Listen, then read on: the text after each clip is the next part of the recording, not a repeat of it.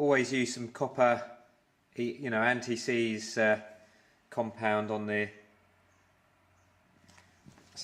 end of these nuts, these threads here.